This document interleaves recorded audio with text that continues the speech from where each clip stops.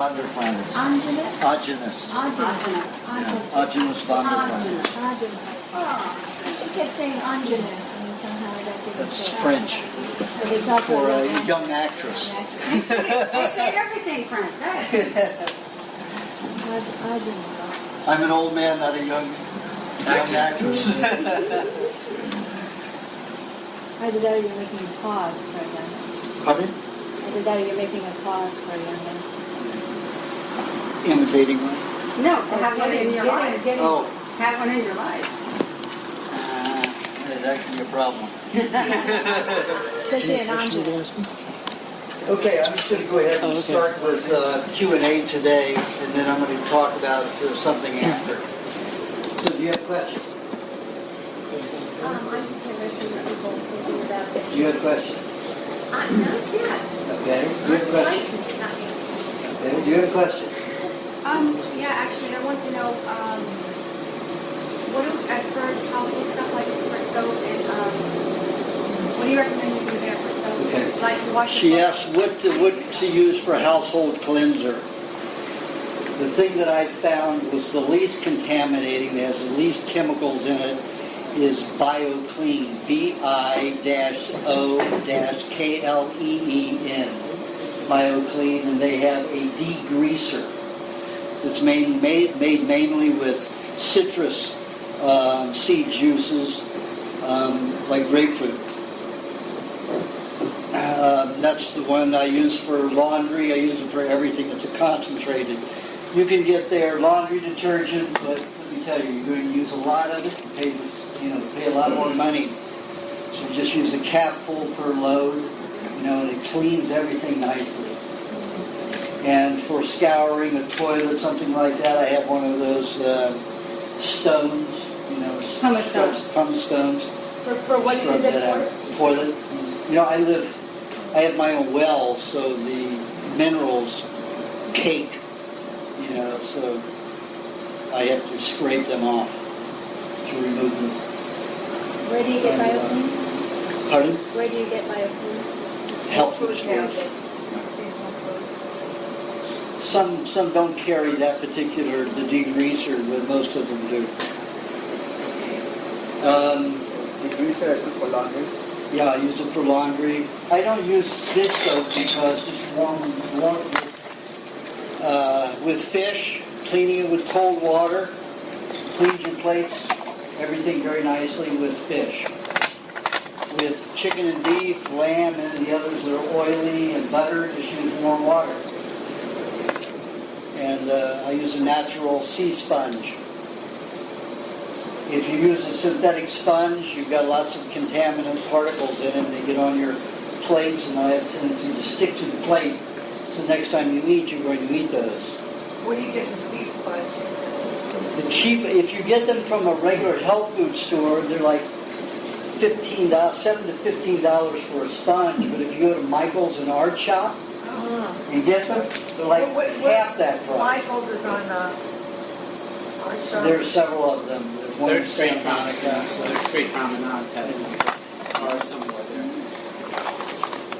So for laundry, you prefer degreaser or laundry oil? I use a degreaser for everything. I don't use any other soap other than the degreaser. And what about when you live in the city and you rinse off with city water, the dishes? Do you recommend I suggest you dry them. dry them? What about rinsing with like bottled water or something? You can do that if you want. So That or drying? great waste of good water. Yeah. Because there are 192 chemicals in LA water. San Diego there's 161, I think it was 160, 161. So, and if you have the best filtering system in the world, there's a 3-filter system. You will only filter out 1/3 of those, and those are mainly get out the heavy metals and bacteria. I want the bacteria. The heavy metals are fine. I want to get rid of the chemicals. They want to add more fluoridation, they say. What people say. They've already added fluoridation. I know, but in certain cities they haven't. Yeah, well, some of them are still fighting it. Is there a bottled water that's the best? I like Gerolsteiner, but Ramusa, San Pellegrino, Perrier, any of those are okay. Perrier says on it CO2 added, but they're buying the carbon, the natural carbon from Gerolsteiner because Gerolsteiner's well is so high in carbon. That's why Gerolsteiner has the most gas in it, because their carbon layer in their well is so packed that they're selling it to other companies. Perrier's well started going dry of carbon about 3 or 4 years ago. So they started buying other companies' well gas. What do you think of Pentawater? Pentawater? It sounds good, theoretically, but it's still produced in an unnatural way, with electrofields. I mean, if somebody's making the water using crystals in your water, that's fine. But when you're using a magnetic or chemical process to make something, I find it isn't good. You were talking about pumice stone for your toilet bowl. Is it useful for removing scratches if you've scratched the porcelain from sharp metal or something? Pumice stone. Well, it'll help grind and smooth the area, but it won't patch it. I see. Thank you. But if you want to use a cotton rag and wiping off your dishes, put the water on it, that's okay, isn't it? Yeah, that's what you should do. You should, if you had regular city water, you should dry your dishes. No, I'm talking about a cotton rag and rinsing off the grease, wiping off the If grease you want in to the water. use a sea sponge, if you want to use a cotton cloth, go ahead and do that. It's just that it's easier to wring out a sponge than it is a cloth. So I never have to clean my sponge. I just have to wring it dry so it won't stink. But if you have a cloth, it invariably gets moldy smelling. So that's why I use something that I can wring almost completely dry. You have questions? Yes. I have diverticulitis and lots of allergies. You have diverticulitis? Yeah. Is that what you said? Yeah, Okay. yeah. And with the cause, I get these major migraines to go with that. Are they saying that the diverticulitis causes the headaches? They're not saying that at all. Diverticulitis is when you have little saculations on your intestines, whether it's small or large intestines. If you're eating cooked foods, sometimes it gets up in there and starts rotting in there. If you're eating raw foods, it doesn't happen. But it can cause headaches because it can create gases and chemical toxins if you're eating cooked foods, and it gets into diverticuli. It causes high blood pressure, and then a high blood pressure in the brain causes a headache. So diverticulitis, you can move into peritonitis, which is perforated intestines, because it can rupture like an appendix. If it happens to choke off or swell too much. And then there's no escape except for it to burst. So, I say just eat raw foods. Stay away from, if you're going to have tomatoes, then filter out the seeds. Juice them, filter out the seeds. Things that won't get caught up in there temporarily. If you're going to have berries with seeds, make sure you filter out the seeds. So all berries are good if I just get rid of the seeds. Because they're just telling me not to eat blackberries because of the seeds and stuff like that. Just filter out the seeds. Straight. And the remedies for the headaches are in the book. Yeah, this morning I used the orange juice honey thing, and it helped. I'll show you what I used yesterday, because I was down all day. Yeah. Okay. It helped a lot. Good. You had your hand up? I did. I've been on this diet for a year, and it's been really good for me. It stopped headaches and a lot of aches and pains. But I've been getting a lot of chest pain right in here at night. Like maybe I'll sleep for 4 hours, and then this chest pain, and I have to get up to it. I don't see that. You get up to relieve, you having a bowel movement or urination or what? No, if I sit up, it's a lot better. Uh-huh. If I walk around, it's a lot better. But it feels like inflammation to me or agitation of some sort. And I feel like there's this internal pressure going on. Well, Do you have any thoughts? if it's happening at night, Yeah. the nervous system is detoxifying. Oh, okay. So that's creating the indigestion. Because most of those poisons dump into the stomach. Now the nervous system and brain, a lot of people think the brain's full of nerves. You can have open brain surgery without anesthetic because there's no nerves in the brain. There are neurons. And you have no sensation with that. Then the coating of the brain, yes, there are nerves. So once you get past that thin layer of nerves in the meningi, then there's no pain. But the brain and neurons, I mean the nervous system and brain, the neurons, use metallic minerals for transmitting information electrically and light. So most of the heavy metals that you eat, consume, or breathe go to the brain and nervous system. Most of them go to the brain. So when you detoxify, they come out. Most of them come out the gums, the tongue, and the salivary glands. Some of it comes out the tear ducts and the earwax. Some of it comes out the throat. But most of it comes out the teeth, the gums around the teeth, and that's what causes your dental decay. It isn't bacteria.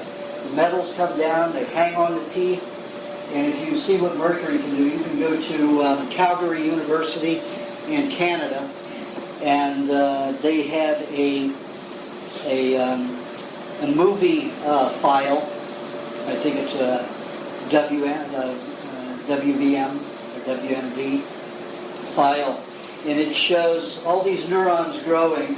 Then they put a 2% solution of thimerosal, liquid mercury, that you use in vaccines for eye washes, in there, and you just see them just disintegrating the neurons, disappearing before your eye, because it just separates and fractionates them. The same thing happens to the dentine. So you have this damage to the dentine, and then you have decay as a result because those are live cells. It isn't like hair, which are dead. The dentine is alive. It's like bone. It's alive. So when it gets damaged, it will decay, just like any damaged animal tissue will decay. And it isn't the bacteria that's causing the decay, like the doctors tell you. It's the chemicals coming from the brain, the heavy metals, that damages the dentine. Then the bacteria is there to get rid of the damaged tissue, so you can regenerate. Yes? I recently had a tumor removed from my brain, angioma, and my gums hurt. Can you let me finish what I was going to say about all that? So if you want to clean your teeth, get a water pick. And just go shoot around there, like once every... If you know you have a lot of metals coming out, you taste metals in your mouth, water pick every day. Get up there in the gums and take it off so you don't damage your teeth. Because it will damage your teeth. Do you have one that you like? I have the water pick with the open bowl. It's like this, so you just pour it in there. And I'll use a little Gerolsteiner, like a cup of Gerolsteiner, with a tablespoon of vinegar and a tablespoon of coconut cream. And that will remove plaque. Okay, tablespoon. Coconut cream. Vinegar and coconut cream. And 8 ounces of Gerolsteiner. Gerolsteiner, yeah. I'll use sometimes a cup and a half. If you can't get the fresh coconut cream, is there a substitute? At Whole Foods, not Whole Foods, at Erewhon, they have raw coconut cream. Where? Erewhon. Okay, what's that one? Only if it's mixed with something else. They have it with apple juice or something like that. They don't have straight coconut cream. You gotta go to Beverly Hills Juice. Beverly Hills Juice Company. But we'll be making it pretty soon. James will be making it in about 6 weeks. So it'll be available again at the lot. And it'll be available in San Diego because he's going to take a batch of it down there every week. So we'll have it down there. Anyway, that the coconut cream with and a tablespoon of lemon juice also. So that combination helps remove plaque. Do you have to take those stuff out the night before? No, it doesn't matter. Vinegar? Your water's warm, so. Apple cider vinegar or just regular? Yes, the unpasteurized apple cider vinegar. So that when the brain detoxifies like that, in the nervous system, if it's in the brain, it'll usually dump out the mouth. But if it's very highly concentrated, it'll send it into the blood and the neurological system, and it passes through the stomach lining and the duodenum, which is part of the stomach. It'll dump there and cause nausea and pain. So cheese, cream, cheese, or cheese and butter, absorb it, and then you won't have the problem. You can go back to sleep. Okay. I have to be too, so the only thing is I know I'm detoxified out, but I haven't used the water at all. But I need to make sure that I'm... Yeah, if you want to get up in there so you don't have the decay up in the gums where that metal will sit. Yeah, I'm just using the clay. Clay still doesn't get up high enough. Right. If you have a lot of metals dumping from your brain. Let me tell you, we all have a lot of heavy metals. Because every time you eat a cooked food, the mercury, the strychnine, the lead, the iron, all of those are heavy metals. The cadmium, you have trace amounts of those in any food, especially vegetables. When you cook it, you release those. They become free radical, heavy metals. Most of them go to the brain and they dump. So everybody has them, so they should be careful. And most of the time, the nervous system detoxes between midnight and 5 a.m. A lot of people will wake up between midnight and 2 o'clock, not be able to go back to sleep until 5:30. That's fine. Don't try to force yourself to sleep because you're not going to be able to, and it's going to frustrate you. So just find something to do, and then go to sleep about 5:30. Take a nap, and then go to sleep earlier in the evening if you're going through a cycle where you can't sleep at night. Because if you want to sleep at night, you get angry because you're not sleeping, you're not helping yourself. Because you just won't be able to.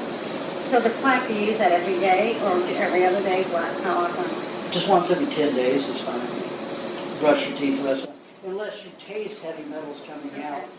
Or if you start having a problem in the middle of the night, then I would do it probably every other day during that period. Problem like what? Like the pain in his chest? Pain in the stomach, nausea, a lot of nausea.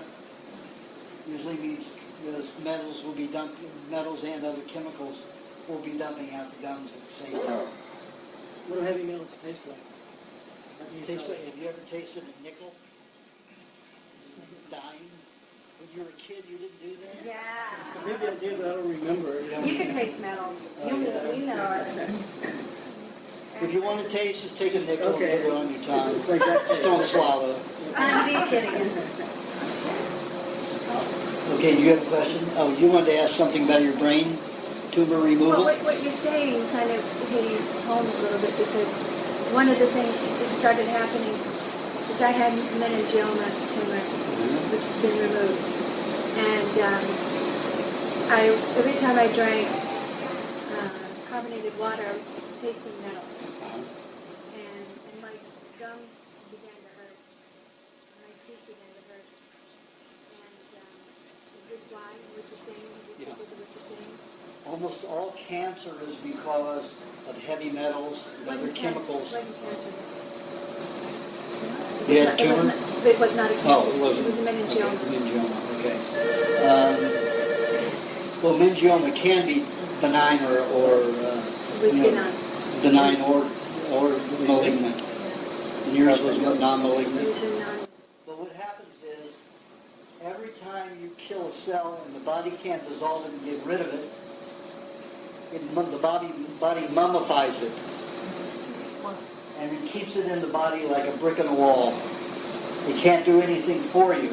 And if you collect a lot of them, and your body can't disperse it evenly all over the system, it will start building tumors. The tumor can either be malignant or benign.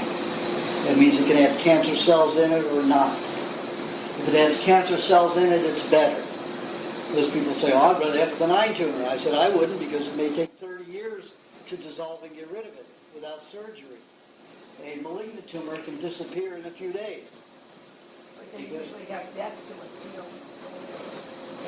Usually there's not death to it unless the doctors diagnose it. So what happens is when you have those dead cells collect like that, and the body can't dissolve them, it usually means that they're contaminated with some horrific chemical or heavy metal, where bacteria and parasites cannot even normal cleansing and remove them from the system. Because bacteria and parasites will eat decaying cells, reduce that waste to 1 to 5%. That's like eating 100 pounds of food a day and having a 1-pound turd the next day. That's what parasites can do. Bacteria can reduce it by, down to 95%, so there's only about a 5% waste. So if they're eating 100 pounds of their weight, they will only discard 5 pounds of that. 5% of that in waste, which takes all that waste and reduces it to a small fraction. And if there's anything that can be utilized from those dead cells, those bacteria utilize it for their own benefit. The byproducts, like the aflatoxins created by the whipworm, were tested by a team of doctors going off of Dr. Joel Weinstock's work that I mentioned in the recipe book.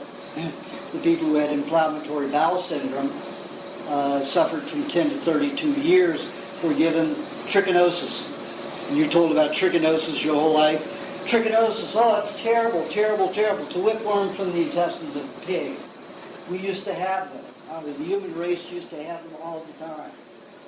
He gave these to his long-term patients with one of the worst diseases you can have, the inflammatory bowel syndrome, which means that everything you eat, including water, causes cramping and pain. No matter what you put in your mouth, it will cause cramping and pain, diarrhea or vomiting, every time you ingest anything. He gave them the whipworm from the pigs. In 5 days, 5 out of 6 of them lost all of their symptoms for 6 months. And they were back, when the symptoms came back, they were back asking for more trichinosis. So this is what, and also this team of 8 doctors did follow-up work for 12 years with the whipworm, and they found that the whipworm produced 3 enzymes which prevented brain tumors, and 1 that prevented pancreatic cancer. So these were all good symbiotic relationships. The medical professions named anything that's a parasite bad, anything that's a bacteria that's outside of the intestinal tract is bad. Completely false. The only bad bacteria is man-made. The only bad parasite is man-manufactured, man-bred, and hybrid. So as long as we're dealing with natural, it is fine. So how do you get it naturally if you're to eat it? You have to eat the small intestines of the pig. For example, Raoul usually comes, Raoul Burge. He's 62 years old. He's suffered constipation all of his life. He's been on the diet 5 or 6 years, still had constipation. Had to have chia seeds with a lubrication formula every day to make sure that he moved properly. He had, how much did you sell him? I only gave him like an inch or 2. You only gave him an inch or 2. That inch or 2 completely relieved his he has not had constipation since. But you don't know if you don't have. I ate like The inch or 2 of the pig's intestines. I had that too. I shared it with you. I'm so glad he got better. I Just just chop it up and eat. Wash it down with milk and chew it. Yeah, completely relieved his problem. I gave like that much, and I was like, I hope there's eggs in there, you know. Oh, Do you have to have the eggs in order to work? Oh, well, in the intestine, they are full of eggs. That's where they're bred. Pig's intestines. You talk about chitlins? small intestine, yeah. But Small intestines of a pig. Are you still getting it? I'll talk with Amos and see if I can get some more, but I ate like 2 feet of them. That felt good, you know what I mean? But when you have those black beets, you told me to not eat them anymore. You have these beets. It's like wax. Did you have black beads in your intestines? I had some undigested oat groats, but I just didn't eat those. Oh, that's what I mean. That's what it was. Well, you probably had some kind of, fennel seeds or poppy seeds or something like that. In the intestines. So the bacteria, the parasites, remove those dead cells if they're not contaminated. If those cells were killed by something poisonous, something industrial, or heavy metals from cooking foods, the bacteria and the parasites cannot break them down for you. So your body has to make a solvent. That's what viruses are. Viruses are not alive. Viruses are not contagious. This whole bird flu thing is a hoax. Virus is not contagious. They are not alive. They are protein bodies. It's like calling laundry soap contagious. Your cells produce virus when the body cannot use bacteria or parasites to break down toxic tissue. And you have about 300,000 varieties of virus because you get the cell will make a specific virus to get rid of a specific part of tissue intracellularly. So the medical profession says, oh, it's tearing up a part of the cell. We see that, remains dissolving. But the end process of that is that the body heals itself and rebuilds the cell. Or the cell's sloughed off and we regenerate more cells. That's not a bad thing, that's a good thing. Those are the janitors at work. So we need that to happen. However, when you're using virus, it's like you're using a solvent. You go to clean your floor. And what happens? You've got a pail with soap in it, a solvent. You're getting up the grease out of your kitchen floor, and what do you have left? You have all this contaminated fluid. That's what happens in the body. There's no parasite or bacteria that eats it and then utilizes what it can and sloughs off a little waste. You've got a whole bunch of contaminated fluid in the body. That's why cancer kills most people when it starts dissolving. A cancer cell is a cell that can live without eating. But when it dies, it lets out a fluid that dissolves 50 to 100 surrounding dead cells. That's why tumors can just dissolve like that in a few days if they're malignant. Because a cancer cell will die, let out the serum, and it will dissolve that. You still have all this contaminated waste. Are you on a good diet? Can you handle the elimination of that? If not, it's going to keep dissolving and contaminating everything else around. And that's the problem with cancer unless you're on a good diet. Dissolving the rest of the cells, that's what we do. It'll start dissolving healthy cells as well beyond the tumors. Oh, if they don't go for help. If you don't have the nutrients to absorb that product, the waste product. Let's say if they don't go for help, they still will be in danger, right? No, most people, everybody gets cancer. Everybody in this room has had cancer at least 5 times by the time you're 50 years old. It's just in a very low grade. If they catch it, and then you're diagnosed with it, and they're going to treat you for it, then you can count on dying within 7 to 10 years, absolutely, and with metastasis. That's why they like to call 5 years as a dead point, because only 60% of people die within 5 years. You get metastasis within 5 years. So they like to call your cure rate time 5 years. But 6 and 7 years is when the other half of the population has the metastasis. And you're dead in 7 to 8 years. So why do some people develop the symptoms and other people don't know they have any symptoms? How do they get diagnosed and other people won't be diagnosed? Because some people complain, and as soon as they get an ache and a pain, they run to a doctor. And if it's diagnosable, then they're in trouble. Because they will be convinced to do chemo, radiation, and surgery. Or any combination of it. So, I have a question. yeah. A friend of mine was recently diagnosed with ADD. You know, I'm going to have to go around the room, because that's how we're doing this. Oh, I'm sorry. Okay? Do you have a question, Gabby? Oh, yeah. Well, I was going to mention that this is a question about what's in the air, because when the chemtrails, I should call them chemtrails now, because there's a new term. Is this a question, or are you going to tell us something? Well, it's a question because I want to know what to do. Because during certain times when it comes down, this air, and it patterns out, whether it's a, heavy mist, of heavy air. There's at times that I have shortness of breath, you can say. So I wanted to know what's doing with that air thing. Well, the best thing to do is have some coconut cream with lemon juice and honey. Wait a minute, you take a tablespoon of coconut cream? Take about 2 tablespoons of coconut cream, 2 tablespoons of lemon juice, 2 tablespoons of honey, and a half a cup of water. The Gerolsteiner water. Right, and then eat some cheese.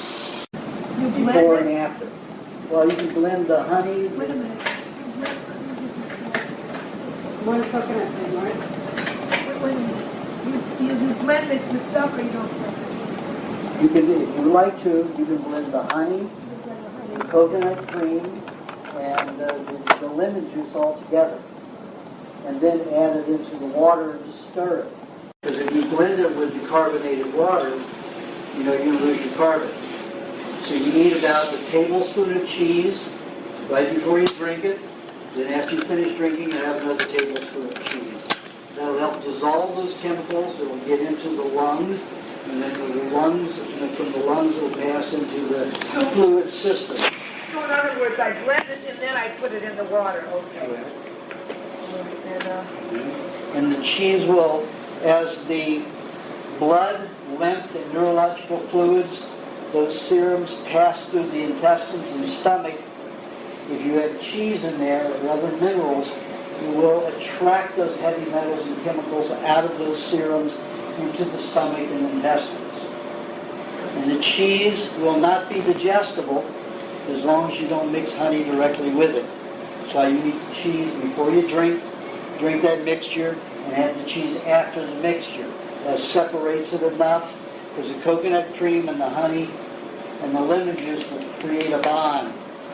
And leave the cheese to be a sponge and absorbent for those toxins. If you eat honey with cheese, it's going to provide the enzymes, which are deficient in any dried food, which cheese is a dried food. It's no active enzymes in it. I don't care if it's raw food or not. Once a food has been dehydrated, there are no active enzymes until you get it wet again, and then it will go toward fermentation and detoxification and tearing down. But when a food, before a food is dehydrated, it has active enzymes to keep its body constructed and alive, like having good muscle tissue. So that's 1 tablespoon of coconut cream or 2? 2 tablespoons of coconut, 2 tablespoons of everything. That's all I got. So I did ask a good question. Yeah. So, In reference to this again, could I just announce when they're having a protest, anybody new wants to come? Or do I do it another time? do it when we finish. Okay. So as long as, if you eat that cheese with honey, you're going to digest that cheese. Then it will provide a lot of minerals for cellular absorption and a lot of fats. And you can gain weight very quickly if you eat cheese and honey together. That's how I gain weight quickly when I want to gain weight quickly, is I eat cheese and honey together, or cheese and dates together, and with milk, and that provides the enzymes that are missing in the cheese. But if you want to use the cheese as a sponge for detoxification, you do not want to have it with honey. Then it will act as a sponge and never be absorbed. But those heavy minerals that are, the many minerals, the infinite concentration of minerals in cheese will help pull all those toxins out of those 3 serums as they pass through the intestinal tract. But you want to wait, you have it just 5 minutes, you wait or something? 5-10 minutes. Yeah. Cheese, then the drink, then 10 minutes later the cheese. 10 minutes before the side, okay. 10 minutes before, 10 minutes after. You can have butter with cheese, right? Yes. But that's so constipating. Yeah, that's fine. Yeah. That doesn't create enzymes for digestion. Do you have a question? Yeah. 5 years ago, when I was like 1 day to diet, I tried high meat, and I felt great. And after that, I did off and on, and I felt great. For 2 years, I didn't do it, and 2 months ago, I started doing it. Now I don't feel any difference. And you told a story about one of your clients in a different state who was a very angry man, and he eats high meat every day as lunch and dinner, and it was great, and poor girlfriends. So how does he do it? I mean, does he eat a stinky meat or? He eats only high meat. He eats 1 to 2 pounds a day, What's high meat? where you let it get full of bacteria and very stinky. So He tells how to make it in the recipe. So he eats a stinky one? That's all he eats. He doesn't eat any fresh meat Why is that? because it makes him feel so good. He was depressed for 40 years, suicidal, homicidal. 4 years? 14. 4 years. 40 years. So for me, I don't want to do it that much. Why is that working for me now after like 3 years ago? Well, you have more weight than you did back then, so you have buffering. So that means I don't need it as much? Yeah, you don't need as much. Because that's mainly to help you digest. Because the bacteria pre-digest the meat. A lot of people think that the bacteria in high meat will cause a detoxification. Never. So how do you Never directly causes a detoxification. It breaks down, it pre-digests the meat. It helps digest the meat. It's like in Turkey and some places in Greece. They will slather a whole side of beef with gangrene. Let it eat all the way into the center, and then they shave off an inch, 3/4 of an inch to an inch of the outside gangrene, and that's the way they eat it. Mainly raw. Because it's created a cervici by predigestion of the gangrene. So all of that protein is freed so that we can digest it completely. That's what happens with high meat. It's pre-digested, so all those amino acids can be absorbed. A lot of you and I had such poor digestion that we weren't absorbing all of those amino acids and utilizing them. We were throwing them off. There are 2 ways that you can get around that. You can do like the Ayurvedics do, and they drink their urine. So when the protein discards and it isn't completely assimilated, they recycle it to be able to utilize and absorb it, especially the vegetarians in India and some other Eastern countries. There's another way to do it that other countries do it, like the Turks. They use the gangrene. We can use the high meat, the bacteria, to break it down to be able to absorb all those amino acids that may be missing. They're causing our depression, our paranoia, our obsessions, any of that. Most people can just go ahead and eat the raw meat, and they get enough protein to handle it. But some people have such poor digestion that they have to go beyond that and eat high meat or drink their urine. How do you know if your body's able to digest it? You just know on the right diet, let's say 8 years or so. Well, most people, if you're heavy into anger and depression, and you've got a weight problem and you're on the diet, you're not digesting all of your protein. And that's an indication that you should eat high meat or drink your urine. And don't drink the first urine of the day like most people who are into water therapy do. That first urine is highly toxic because the red cells eat each other after 5 hours of not eating. That's why I suggest that people set an alarm during the night, wake up after 3 to 5 hours, have something with protein in it, whether it's milk, meat, or eggs, or a milkshake, and go back to sleep. And most of the people, even if you're sleeping 5 hours at a time, that first urine is going to be fairly toxic. So it's better to drink your urine after you've been awake 4 to 5 to 6 hours after you've eaten a meat meal. What's the purpose of this? To recycle the proteins that didn't get utilized properly. They got thrown off in the kidneys. See, in your blood passes through the kidneys. When you need to lose water to warm the body throws off water from the fluid systems in your body. The only thing that the kidneys do is filter out the red blood cells. And they add a little ammonia to the blood. They filter out the red blood cells. So the urine is nothing other than the blood without all the red blood cells. It has some red blood cells in it, but 99% of the red blood cells are removed from the blood, and there's some ammonia put in it. That's the only difference between blood and urine. So if your blood's healthy, your urine's going to be healthy. And people who don't digest well, and they drink and they have fluids that pass in, they pass those proteins into the into the bloodstream, then they're dumped into the urinary tract with the fluids, because the kidney's only responsible for removing the red blood cells, no other substances. So people lose a lot of nutrients in their urine. And people who have a protein deficiency and drink a lot of water should be drinking their urine instead of drinking water. 6 hours after the first. Yeah, I wait about 6 hours after my first meat meal. If I feel protein deficient and I'm eating enough protein. So I will do that twice a day, all the urine. Now, I don't drink water, so my urine is at the maximum, half to 3/4 of a cup at a time. Is it digestible? I mean, could you think about it, Completely digestible. I mean, not digestible, taste-wise. What do you think? When you do it a while, it tastes very good. Yeah, it's like beer. You acquire a taste for it. Beer is not enjoyable when you first try it. What about the ammonia? The ammonia is fine. It'll just help you utilize your proteins better. Or high meat. Pardon? Or high meat.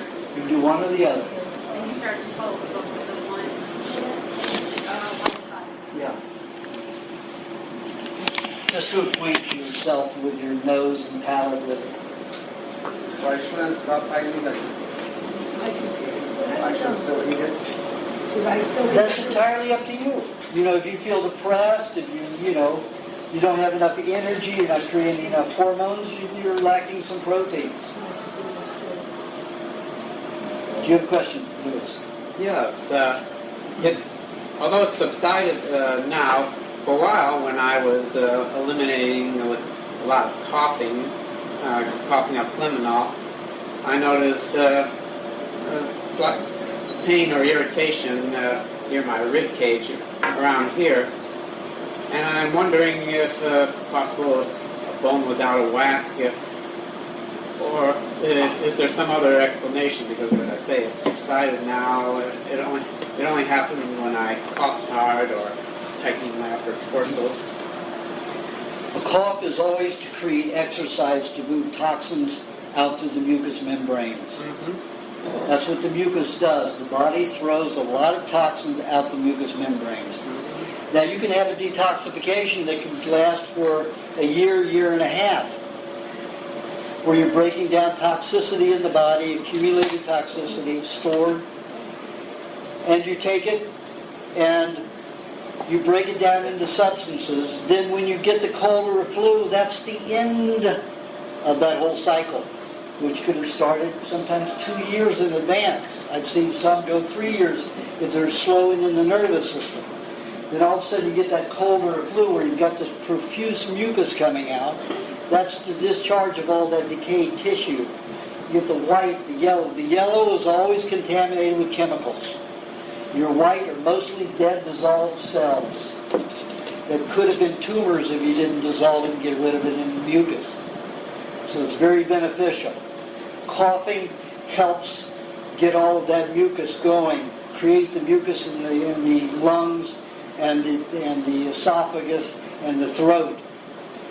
If you get chest pains, rib pains along with it, you can believe that those bones are part of your detoxification. And either in the bone marrow, in the hard tissue, you're eliminating something very toxic. Usually what will follow a cold or a flu that is accompanied by some kind of rib or bone pain is that you'll get little crystal bumps, little red bumps on your skin around in that area. It'll turn into little crystals and they'll fall off. They'll be very dry. When I've done analysis on those, looked under in an electronic microscope, it is bone tissue that was cooked. It was made with cauterized minerals. It's like glass. So it is bone fragments that the body cannot dissolve. It's just like a dog or a cat. They eat a cooked bone. What happens? It splinters and is glass because the high temperature makes it like clay. When you fire it, before you fire it, it's malleable. Once you fire it, it is hard and impermeable. You cannot dissolve it. That's what happens with cooked bones. That's why cooked bones are dangerous for a dog or a cat, because the hydrochloric acid will no longer dissolve it.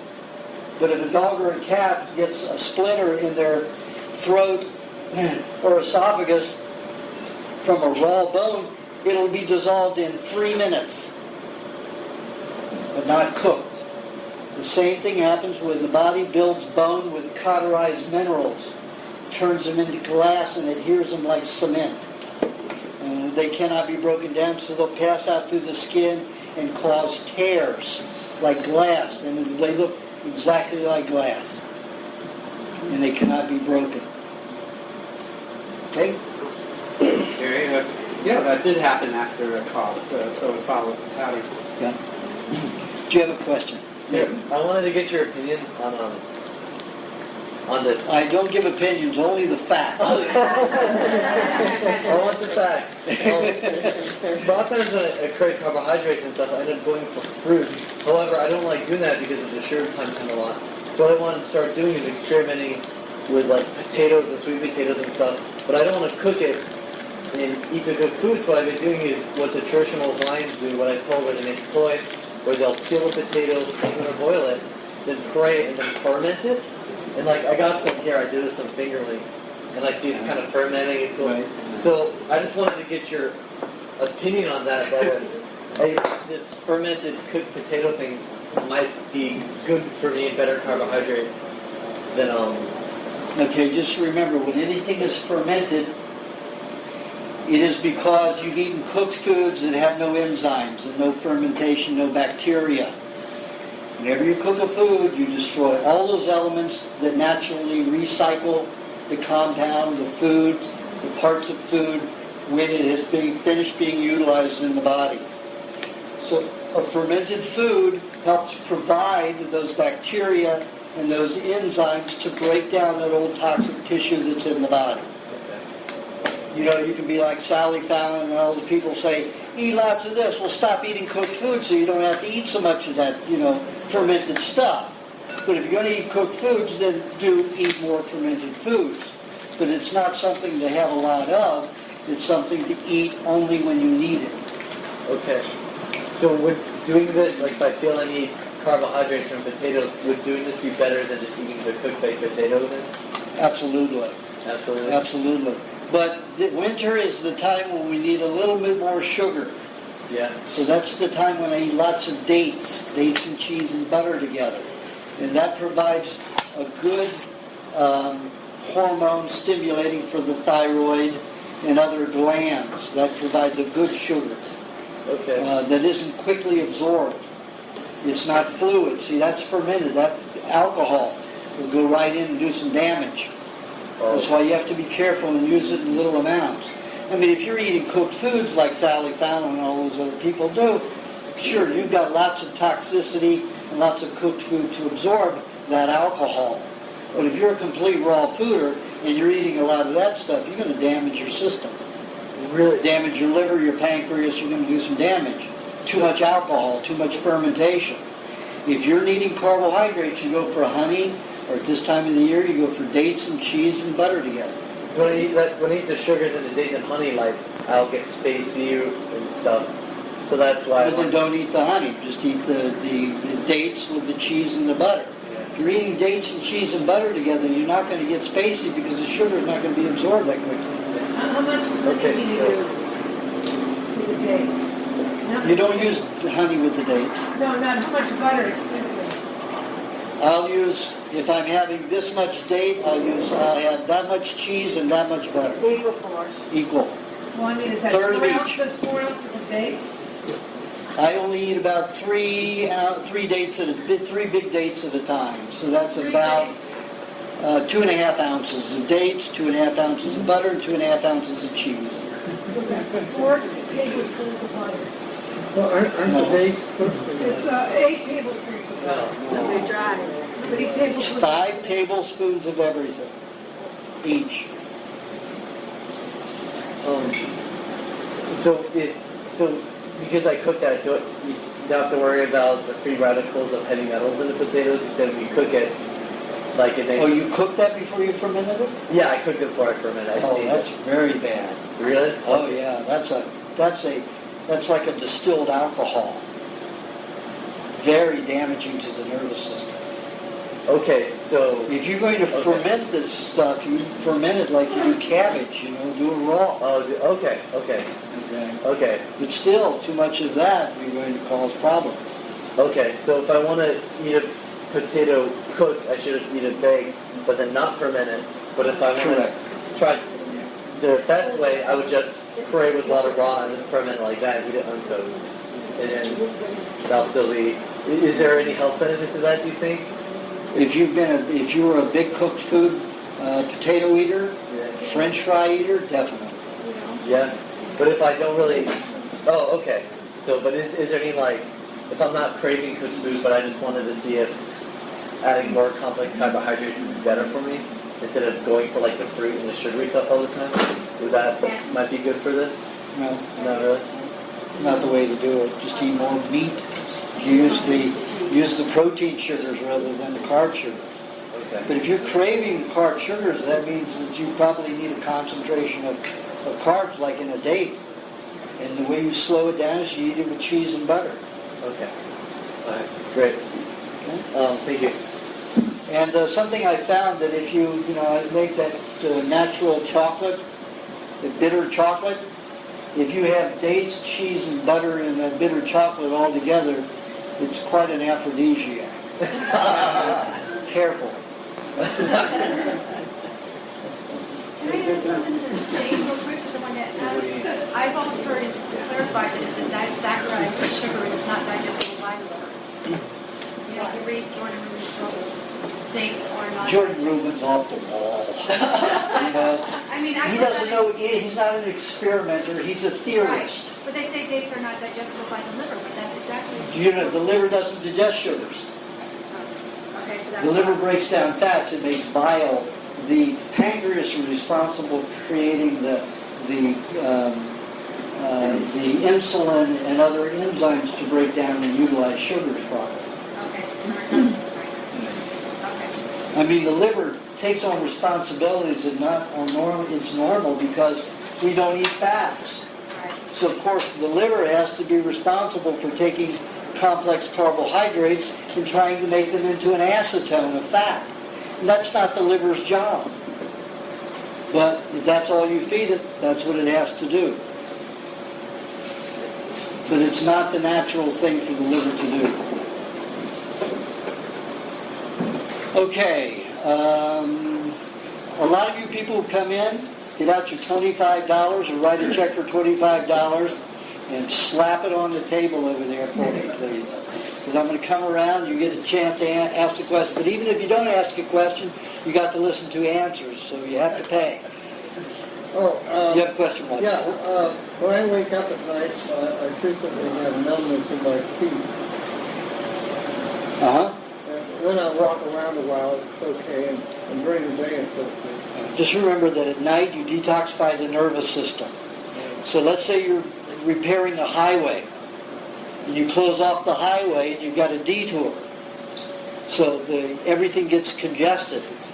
So the information is not traveling from your feet to your brain and spine properly until you get it moving again and open those highways again. So that's fine. You want to make sure you detoxify. That's normal? That's normal. Yeah. What about detoxifying? That is detoxification when you're going through that. If you want to make sure it happens a little bit better, then put hot water bottles at your feet. And then it may be a few minutes less before your feet become awakened in the morning. Okay, do you have a question? How long will the green juice last therefore you shouldn't drink it, and can you drink it even if it tastes like it's going a little rancid? She asked, how long will the green juice last? Like I said in the recipe book, it lasts 3 days without fermentation. And then she asked, can we eat it even though it's fermented and gone off? Yes, you can, but it's for detoxification. If you were a heavy vegetable, cooked food vegetable eater, then of course you could utilize that fermented juice. A cup a day, a couple days a week. So yes, you can utilize it, but don't have more than one a day of the off ones. Well, Go ahead. does it help to if you add honey and lime juice to it to make it last longer? Well, lime will help it last a little bit longer. Lemon won't. Lemon is a fermenter. Lime juice will help it last. So will honey. But lemon will help it ferment quicker. Remember, lemon is a fermentation fluid. Lime is a bacteria damager. It stops fermentation. So lime juice is an antibacterial.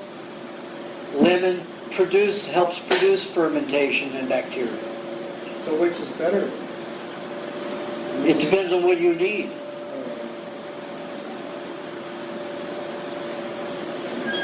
Yes. One more part. I do a lot of traveling, and what is the safest way to take it through the airport security? Can I? Well, if you only pass it through radiation one time, it's low dose, and as long as you haven't had radiation therapy, it won't bother you. But what I do if I want to pass something through, like the fats, it's best not to have your fats or meat irradiated. So I will wear, if I got a letter from a doctor, an MD, I can usually take the time, half an hour, 45 minutes, and bug them till I'm driving them nuts, and then they'll hand check it and I'll pass it through. But I know that when I leave certain, like United Airlines and Southwest Airlines, they will invariably make me pass it through radiation. So I put them in plastic bags and wear, what do you call those? Cargo pants? Cargo pants. So I've got butter and I've got meat in plastic bags in my cargo pants. So I walk through, doesn't set off any alarm, and it doesn't get irradiated. Okay. Do you have a question? Yeah, I got a hold of a book that talked about using plants to basically detoxify the air. And it seemed pretty good, like a pretty good idea, but I wanted to shoot it past you. Like the guy, he worked with like astronauts and stuff and setting up like I guess places in outer space so they like recirculate the air. But he said certain that's why we have forests. Yeah. Because the plants eat the carbon dioxide, and their exhalation, their toxin is oxygen. For us, it's just the reverse. So that's the symbiotic relationship between plants and animals. So yes, and there are 6 plants which produce the most oxygen. And I have a list of them at home. All the dracaenas, especially the corn dracaena is one, and there are quite a few other. There are 5 altogether that are indoor plants that can be used to help your house, be richer and cleaner.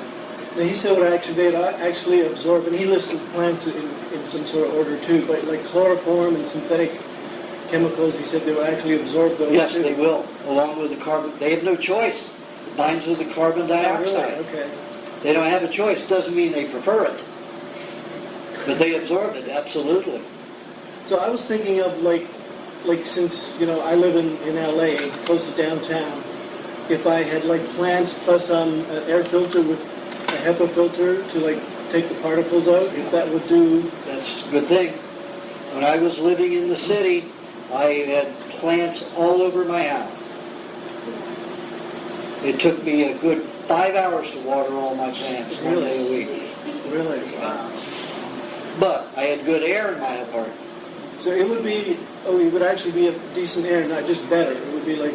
Very good air, because it really is letting off oxygen. if you get the right plants. How many plants per square foot? Pardon? You have to have how many plants per square foot to make a difference? How many you need? Well, it's theoretical. You know, there's no actual test to prove it. I use, depending upon the plant and the size, I use usually 5 plants per room. And let's say the room was as big as this area twice, but not a high ceiling like this. And that would be 5 plants. Some of them were big, you know, bigger than that. And they worked very, very well. 5 a room was fine. And you don't. But I had many, sometimes I had many more than that. Because I like plants. And you don't open the windows, or? You don't have to open the windows if you do that. If you have Except plants, that they have some good light sometimes. do You know, if it's a clear day and you don't have a lot of, you know, these chemtrails like you have out here, you know, if you have a good open clear day, they're going to absorb that sunlight. These chemtrails filter out the UV. We're damaging our crops all throughout California and causing droughts. It's another reason we have to stop these chemtrails. Oh, yeah, we're going to have a protest. Can I tell the protest? No, we're not finished. Okay, do you have a question? I'll take a rain check. Okay, Jim? Yeah, I've been accused of falling asleep in the middle of a sentence sometimes, and if I can't stick my regular schedule where I can get a nap when I need it, and I'm in some kind of lecture situation, I'm gone. And what relationship does the body have to that? None. The body just needs rest and sleep. When I sued the city of Los Angeles, please don't talk.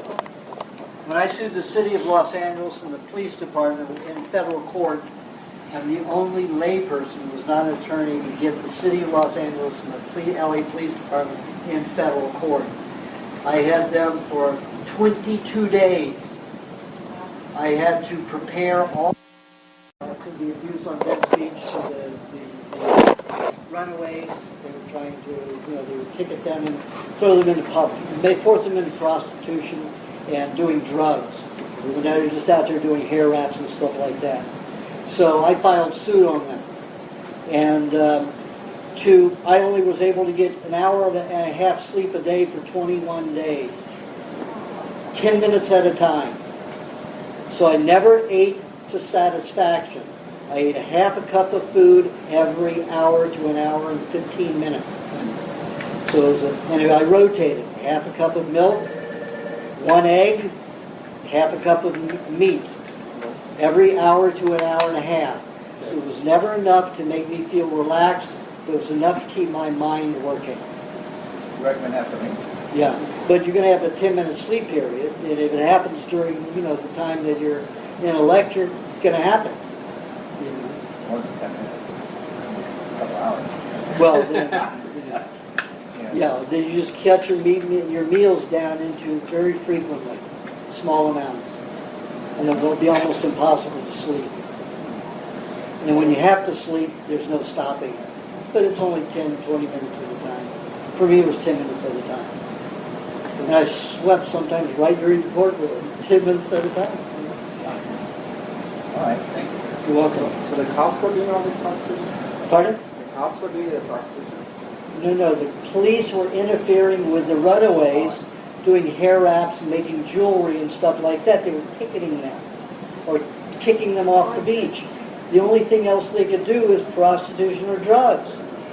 Well, why would they take them? How could you represent them, Aajonus, if you're not in the city? Well, what I kept- did you have? Well, what I did was, every time I saw Harry Perry, the guitar skating Sikh out there with the turban, he, Jerry Rubin, the famous political activist here in Venice, and I and Jingles all got together, but Jingles didn't help a lot.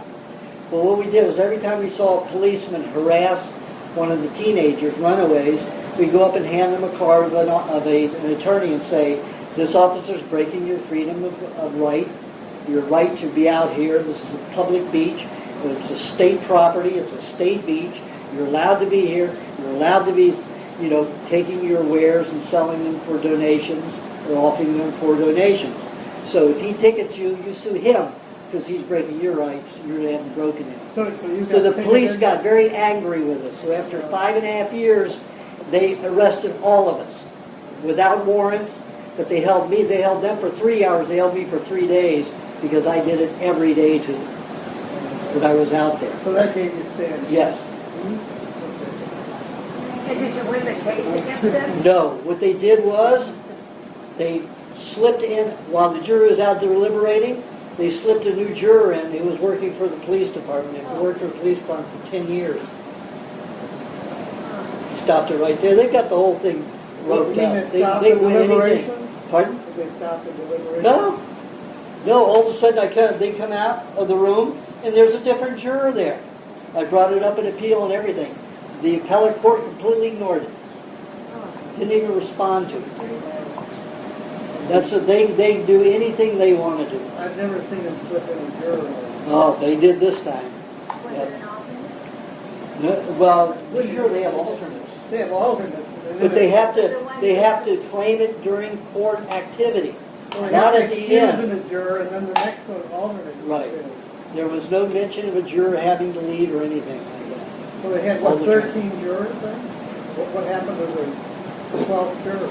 No, they whittled it down to 6 jurors. They only allowed me to have 6 jurors. Tell me, they broke my rights left and right. I should have been This was in the suspicious. federal court? Yes, I should have been suspicious when the judge said to me, if you take $100,000, I can make this go away. I should have known right away that I was already being set up. If you would give them $100,000. No, if I would accept $100,000, I was asking for $10 million. Well, you could have got $100,000. Yeah, I could have gotten So this was $100,000. a civil suit? Yes, civil suit. Couldn't be, it was in federal court. Yeah, civil suit, federal You court. can have both civil and criminal in Yeah. federal court. Absolutely. Okay, we got to get moving on here. Okay, so do you have a question? I just found out that my house has woody bugs and we're going to put Termites? Yes. Huh? And I was wondering if how long do you have to stay out of the house here? 3 days. They can stay 3 days, but that's 3 okay. days. Yeah. And then you can use your dishes Well, and everything? no, 3 days after they take the tent off. That's what I mean. Yeah.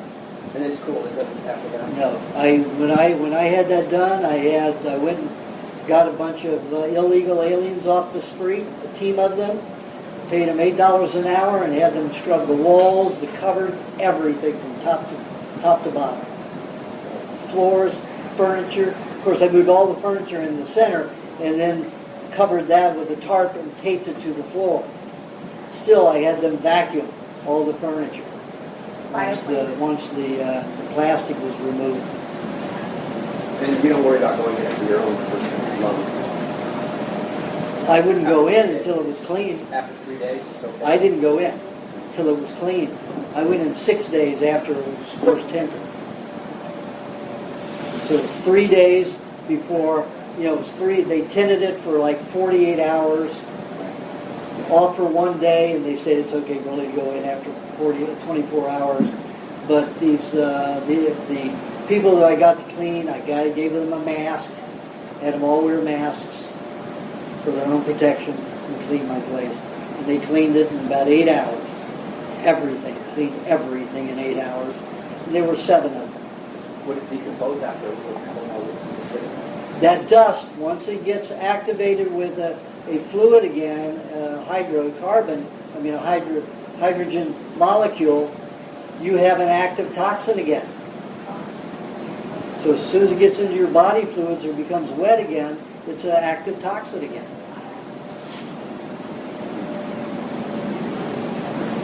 I have a question, but here's what I have. Okay. Yeah. You're quite familiar with my recurring eye infections. Well, I had about 8 months break, and then all of a sudden on a hot Santa Ana day, it came back. And I just want to run my regimen by with the lime and in the egg white, about 3 times a day, and let it sit in there for how long? Half hour or something, and then one wash it, or how long? Well, probably only 10 minutes all you have to let it sit. And then wash it out with still water, right? Yeah. 3 times a day? I had that experience when I was coming home on China Airlines. I usually have, because it's, it's a 19-hour flying time from Bangkok to Taipei, from Taipei to LA. So I usually have their raw fruit plate. They put MSG in it this time. So all of a sudden, within 10 minutes, my heart started pounding crazily. I started getting very angry. Just really upset, started shaking. So I realized what was in it right away. And what happened was, within 24 hours, I got a terrible cold and flu. My eyes turned just bright red as yours, and crystals started dropping out of my eyes. I mean, sand was coming out. And they were blistered and red, and it turned into cancer. So I had cancer. I remember in the book when I talked about, the epoxy coming through the nose, and it caused cancer here, here, and here, and burned my eye, cornea. Well, here it started all around my eyes. So nothing helped. The egg white didn't help. Nothing helped except for honey and saliva. I put that on, and within 2 days, cancer was gone. Just like that, stopped instantly. So that worked. Well, I put the saliva all around my eyes, take the honey, saliva on my finger again, put the honey on my finger, and saliva on top of that, and rub it thinly all the way out. I'd rub it into the eyelid, so when I opened the eye, some of that honey went into it. And it worked. It stung a little bit, but it worked wonderfully. Are you recommending any of this for me? Pardon? What else is the saliva and It takes away wrinkles. If you notice that my wrinkles are getting, I only do it twice a week, but if you remember how thick and wrinkled my forehead was, I had about 12 layers of skin there. Now it's down to about 5. And that's what the honey and saliva does, is remove all that adipose tissue, dead cells, dead skin becomes thick as we get older. You do that only once a week? I do it twice a week. Recommend Only twice a week. You can do it more. If your skin doesn't get irritated. But you have to remember, when you put that honey and saliva on, it cuts off oxygen to those cells. So you want to cover your whole face. You just want to pick areas. Can you work for anything else? Like sores or something? It'll work for anything to help them heal faster. You got a fungus on your toenail? Yep, it'll help that. Well, as I said in the book, you put honey on a fungus and it will smother the fungus. You don't put saliva, just honey by itself. I always put the saliva with it because the saliva helps. You have Tylen in your saliva. Tylen helps utilize the honey. If you use water, it neutralizes the honey and it won't work. No, I'm saying is that... I always use the saliva. No, I'm talking about the honey that has the wax. I mean, wax honey. I don't use wax honey to put on my skin. No, I'm talking about they have that in that... The beads, the honeycomb. The honeycomb. Either way. I've been using this honey, it's fine. On your face, too? Yeah. The comb honey works a little bit better. Yeah. You've already answered the question. I have to get to people who haven't asked questions yet. Do you think I should do that with the honey? I think you should try it, definitely. Because it worked for me in like 2 days. And I was having quite a time for about 5 days. The only thing, the honeycomb is good for the wrinkles, but the rest of the honey are funky. Regular honey. You can use regular honey for the wrinkles too. It's just that the comb honey is a little bit more active for some reason. Okay, did you have a question? Yeah, Anton, this summer I visited a friend in a radiologist factory when I was back in Italy, and he told me that I had a spot, like a spot or a spot in my heart, one in my lungs, and one in my kidneys. You have to understand that what they call a lesion is not a hole at all. That's the most protected and healthiest area you have. How that whole theory came up, I don't understand it. It's awful long. So just whatever he said about those particular areas are the healthiest parts of your body. And he told me one thing that he told me before that my eye, they have a filter of sugar that are blue, but this filter, like, is that true? Bile and sugars, acrylamides, yeah. So what should I do? And that's a whole process of eating a good diet. It takes a long time to break those down. So you just have to eat a good diet, a good balanced diet every day. And the way they intended to drink water for the kidneys to die, right? That's very damaging to the body. For the kidneys. For the kidneys too. The kidneys have to deal with water that's unutilizable cellularly, 90% of it. If you eat raw foods, all that H2O in every cell of that food is 100% utilizable, absorbable cellular. When you drink water, you keep flushing the nutrients out of your blood and out of your organs and kidneys. They still need to stop drinking all this raw milk because they won't drink like half a gallon of raw milk. What, did he look healthy? And how old was he? Then I would say for him it probably is okay. For most people it isn't okay. They said drinking all this milk just draining will damage the lungs. He has all his own theory. That's a theory. He has no evidence. I can show you pages of evidence. Go to rawmilk.org and download or open up the report in favor of raw milk, and it shows all the scientific evidence that it reverses lung disease. Even Hippocrates, Hippocrates, the father of modern medicine, used raw milk, exclusive raw milk diet to reverse emphysema and diabetes and heart condition. I know. What about an egg? I eat like about 8 eggs a day. I eat sometimes 30 a day. When I'm in Bangkok and I can't get my cream, I'll eat 30 to 50 a day. Well, I just get water because he said, you eat all these eggs. You know, I want to sit them down and say, you eat more eggs than for you. Well, if you want to try his methods, that's up to you. Okay. Excuse me, you have a question? You, yes. Okay. Do you have a question? You, right here. No? Do you have a question? Yeah. After, it seems like I have the most pain in the middle of the night, like after 4 hours of sleeping. I have either heart racing or abdominal pain. And I've tried fermenting or I tried to sleep at night. It's a shame you weren't here half an hour earlier. We had somebody else that had the same problem, and I already gave the remedies for it. Okay. I'll be happy. The- You don't want to And I'm going to go ahead and say, because a lot of other people weren't here, and this happens frequently. During the night, the nervous system detoxifies. 90% of all the heavy metals in the body are in the nervous system because it's high in fat, and the nervous system uses metallic minerals to transport electricity and light in its work to transmit information. So when you detoxify the body, the light has to be down. There can be no light outside, no sunshine, and the body has to be in rest for the nervous system to go into detoxification. When it dumps out the gums, the tongue, the salivary glands, the stomach, esophagus, and intestine. And it causes pain and discomfort. And as long as your body's dumping in that kind of pain, you will not be able to go back to sleep until 5:30 in the morning. So you count on being up and doing something and distracting yourself. If you have pain, you put hot water bottles on either side of your body. If you're lying on your side, you put them on the front and back.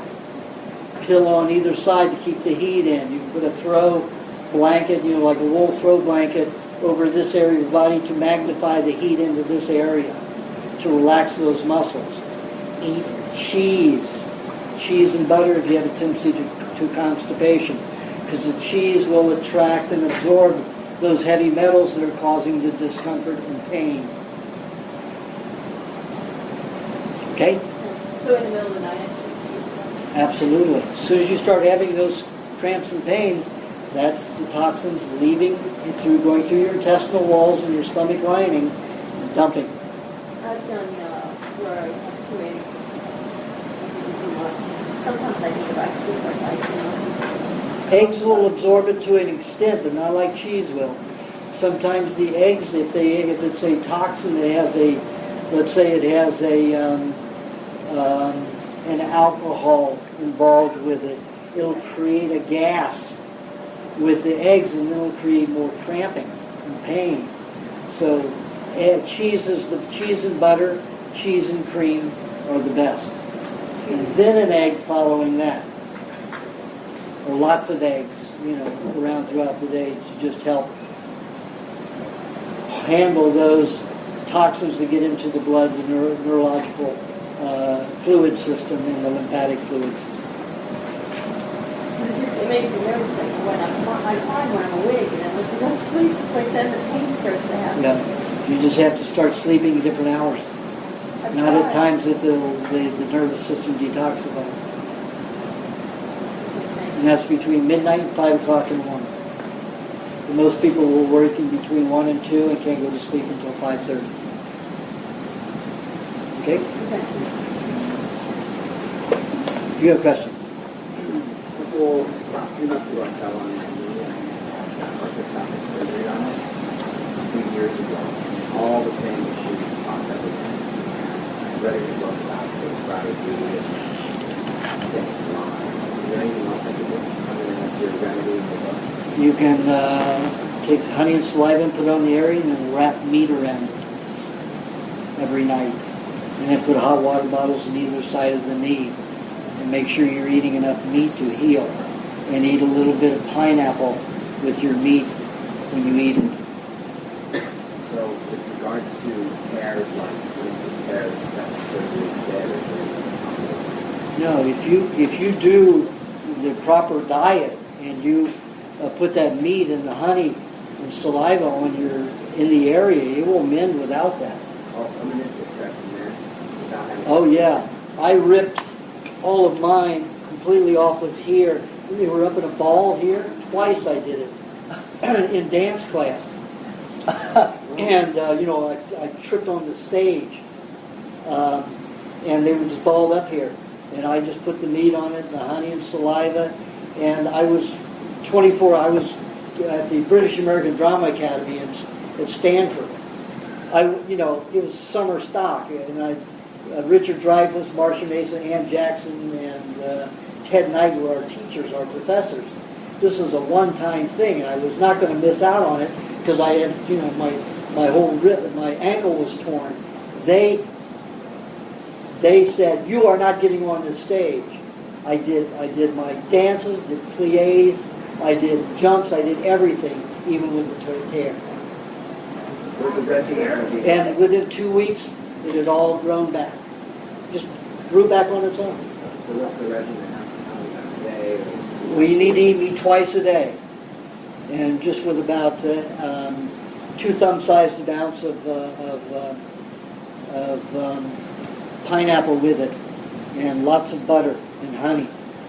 Lots of butter and honey. And what's the germinated wheat? Did you that wheat? And you got that from my book? Yeah.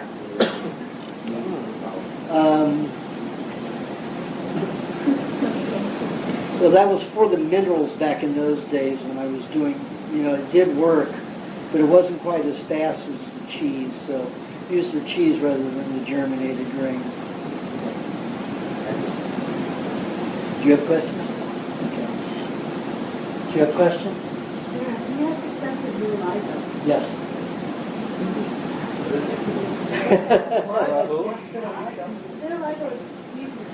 You have to tell me your symptoms because each person's vitiligo is different. Vitiligo, for me, it's parts of my skin that's still tan and not burning on my hands. I start taking related. I research asthma disease, thyroid, vitamin D deficiency. And I started to feel half in the face. It's more like a little. Yeah, that's probably what Michael Jackson was. Well, Michael Jackson got it because of all the chemical lifts that he did. Okay, it's always when you have that kind of vitiligo and there's no dry skin involved with it. Then what it is your body, that place on your body is removing bone, starting to eat your bone away to get the minerals, and that causes a heavy vitamin D absorption in that area.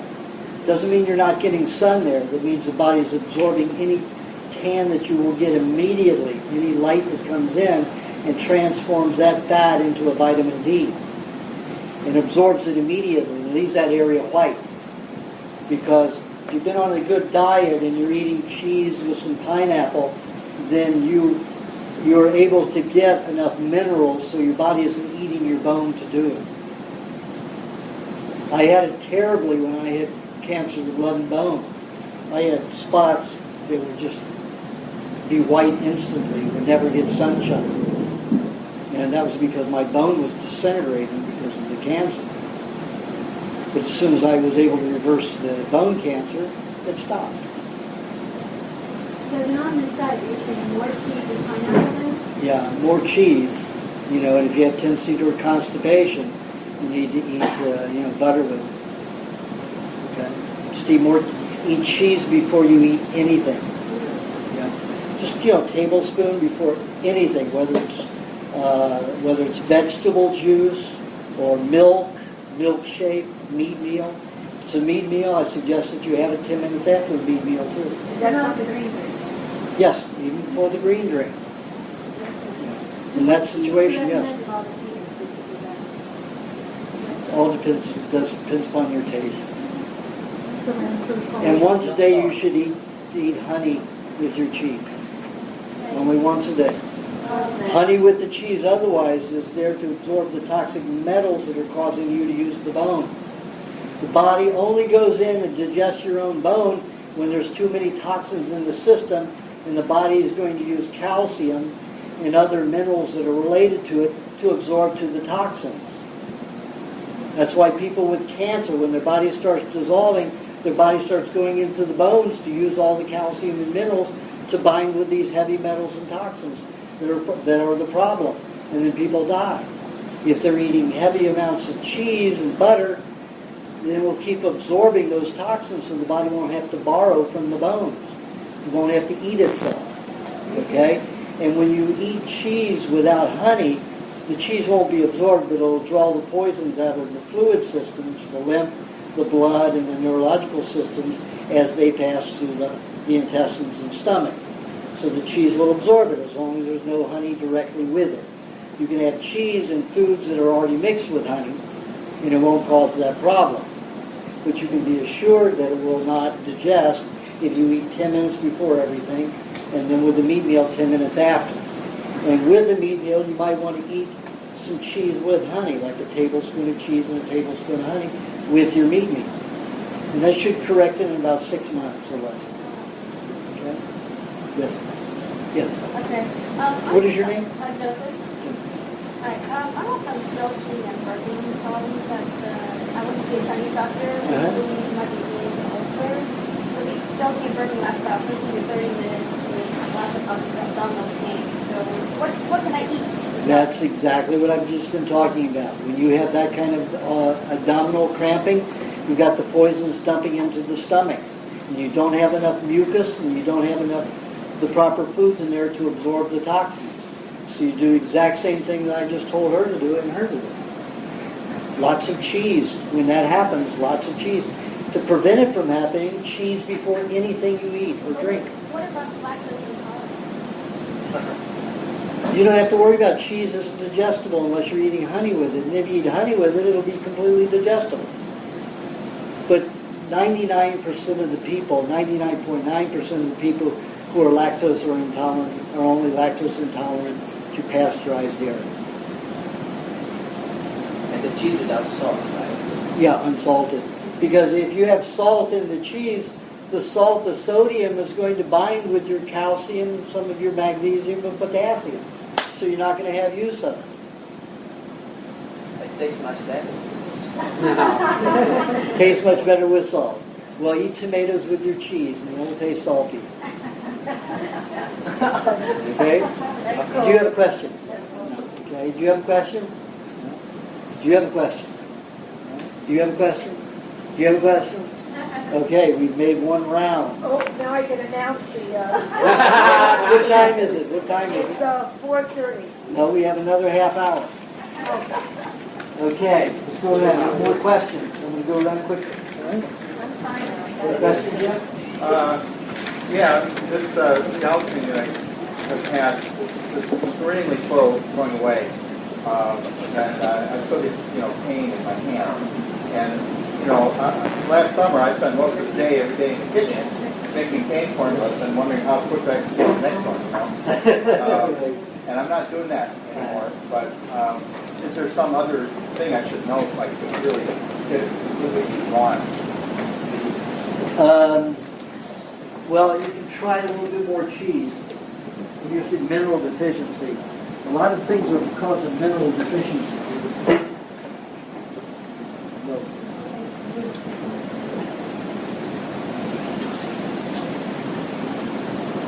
You have any questions over here?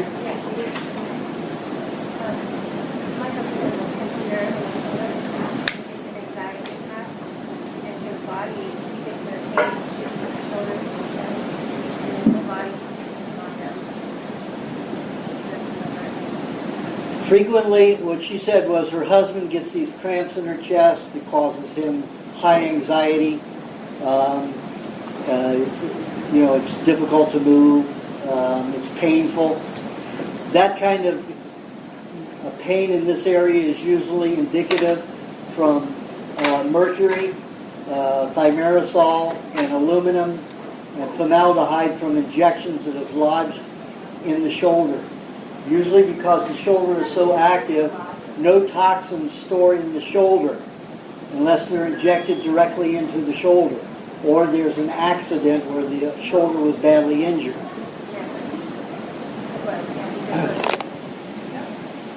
But a lot of times the dislocation of a shoulder is because of those toxins in that shoulder. So the damage came, the injury came because of the toxins stored in that area that weakened the area. Any other questions?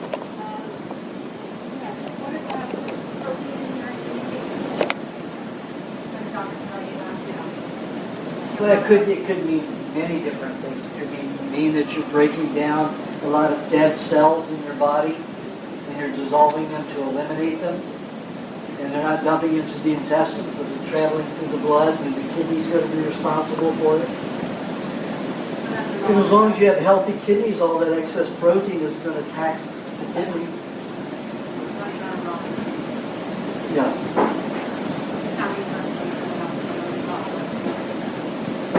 Then, crash it. What's beautiful.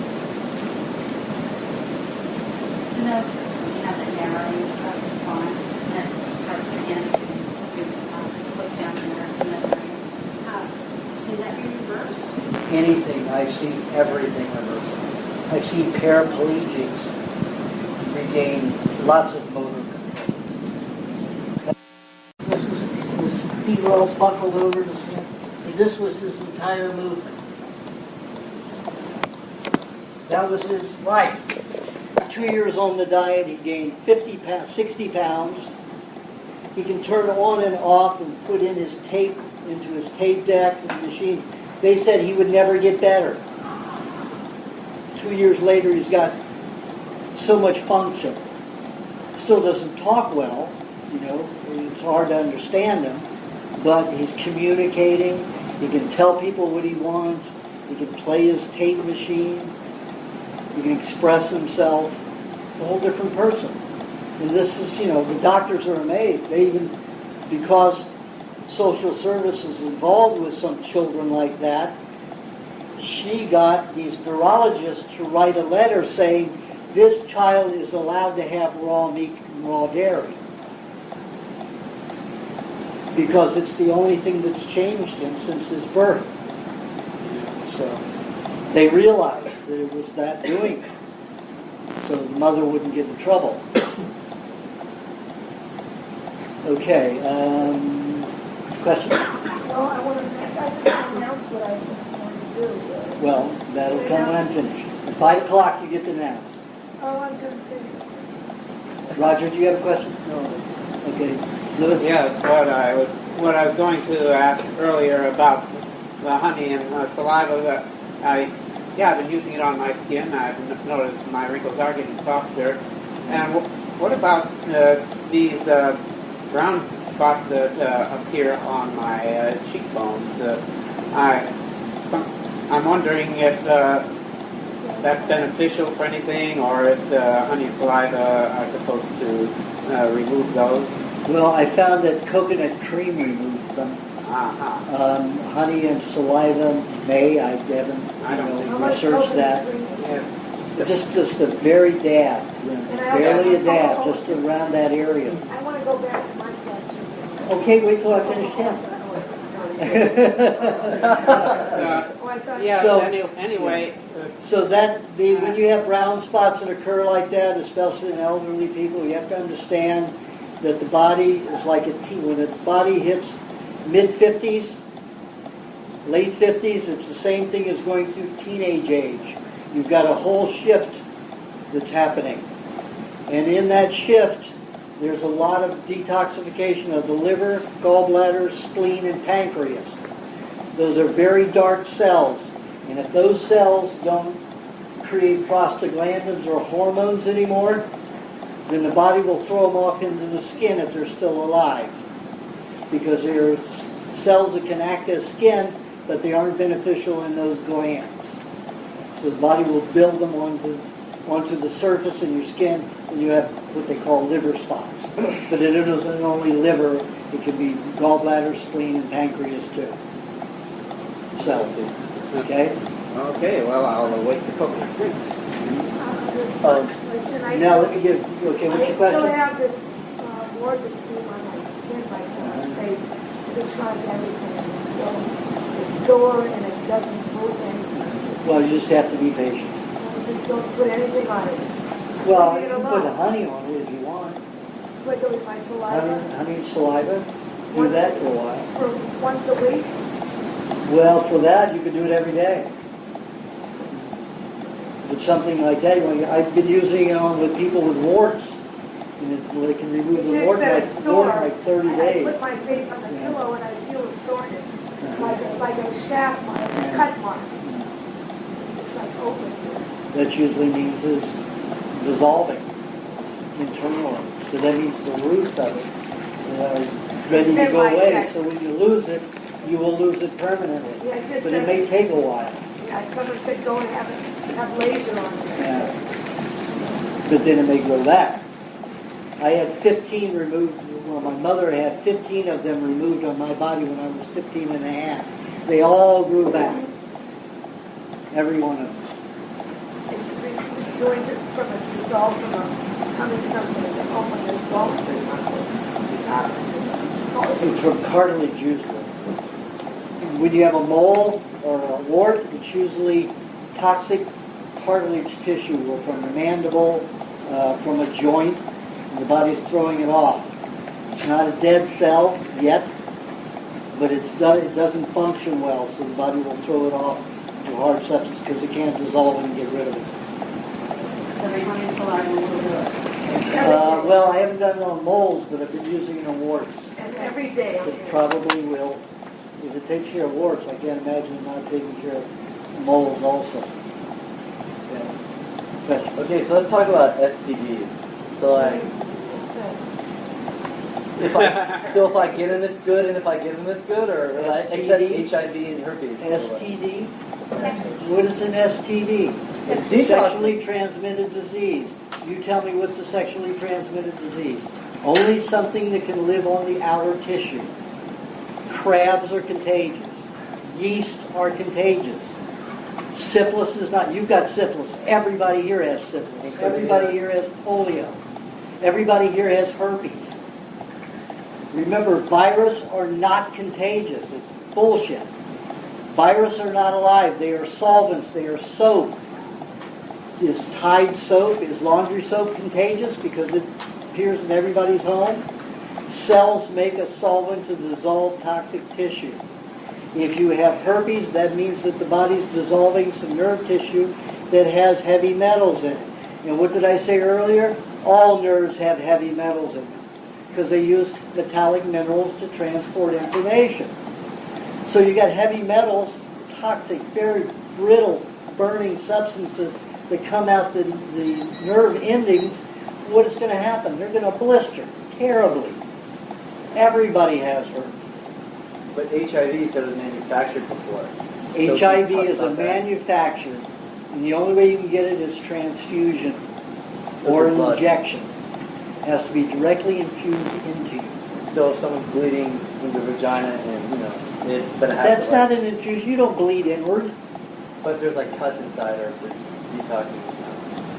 So I don't have If you're going to take their fluid and inject it into you, then there's a possibility. Oh, okay. But it doesn't absorb into you. Not through the skin on skin. Okay, so I can just have sex with anyone. And I don't have to worry, right? Yeah, I know people. Yes, I knew it. I know plenty of people who've had sex with a lot of dope addicts that have herpes and AIDS, and none of them have gotten AIDS.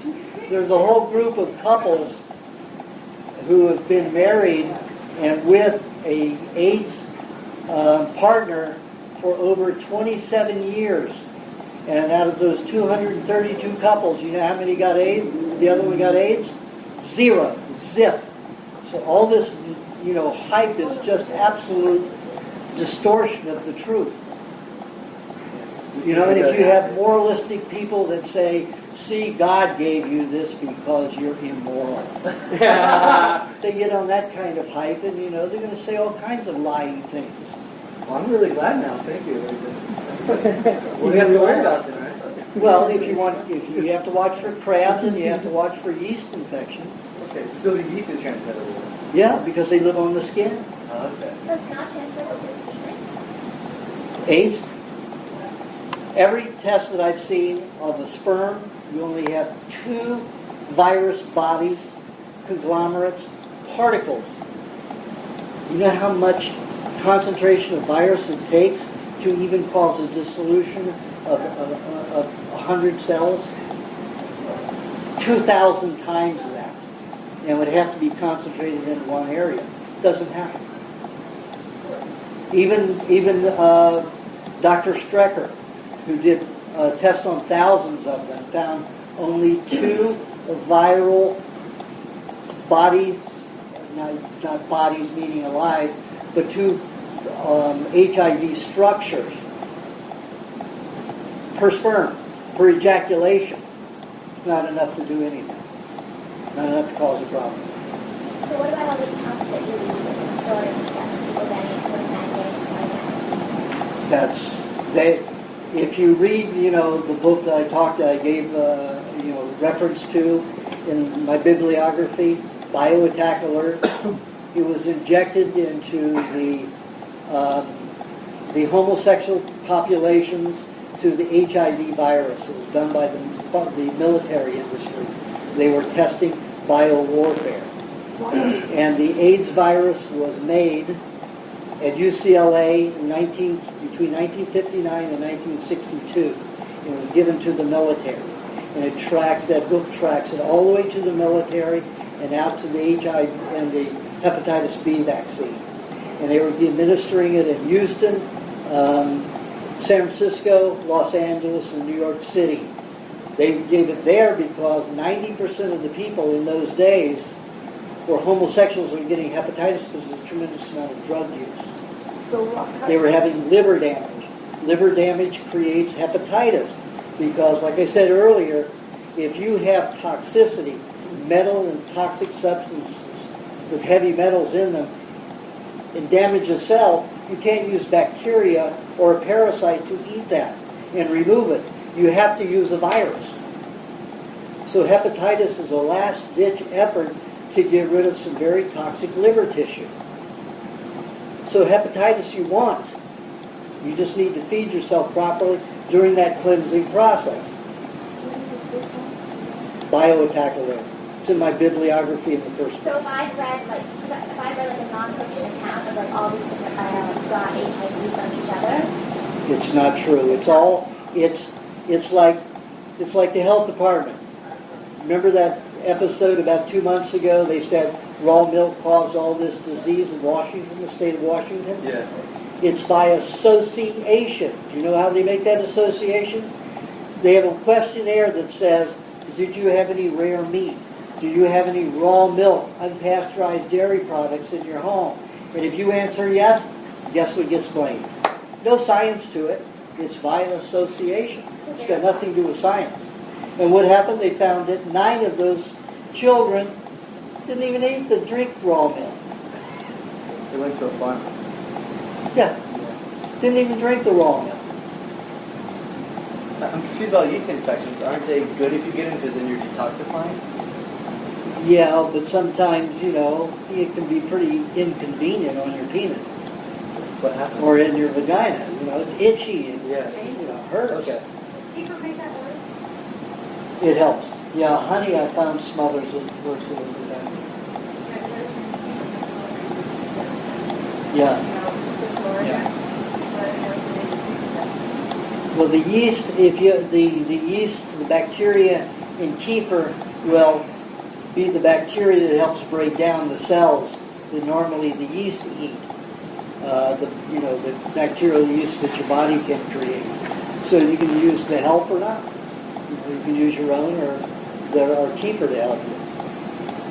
Kefir, if you use that as a douche during a vaginal yeast infection, will reduce odor. So that's the preferable way there. Otherwise, if you're using your own yeast to break it down, there's more odor. Yes? With these huge populations of AIDS in Africa, where they come They got from the 75 million donated smallpox vaccine. Created. What they did was, that's the new warfare. They created a deficit and destitute countries. And who's running those countries now? World Bank.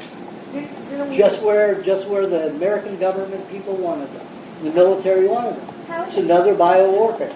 How is it that we were kids that we get smallpox vaccine? They weren't infected with it. That's These vaccines were purposely infected with HIV. How is it spreading so fast? It isn't spreading. Sometimes it takes 10, 15 years for it to take over the body and deteriorate it to that point where there's a problem. Some people are affected immediately.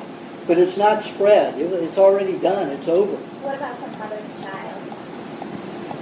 You've got blood. It's in the blood. Yeah, but not all children get it. Even from the mother. I know that they spoke in the history about AIDS, particularly brought people to many hospitals to be attacked, essentially back to Yeah, but that was not your farm preachers, not your farm people. The people who were living in London and places where they had a silversmith and a blacksmith on every block, 2 of them on every block. So you had in the fog of London and a lot of these island cities in Ireland and France and all of Germany, all those bordering Norway, you have the fog come in and the heavy metals sit in there and they're constantly smoldering it. They had no filters in those days. They went right from the fire to the atmosphere. And these people were breathing in heavy metals every day. That's what caused the Black Plague. So let's say those toxins go down to your gonads. They get into your lymphatic system and your genitals. You're going to have gonorrhea. You're going to have syphilis. If it gets into your spine, you're going to have syphilis. Depends upon the tissue that's affected. But everybody has syphilis. Everybody has gonorrhea. Is it active? What causes it to be active? Degenerative tissue in that area.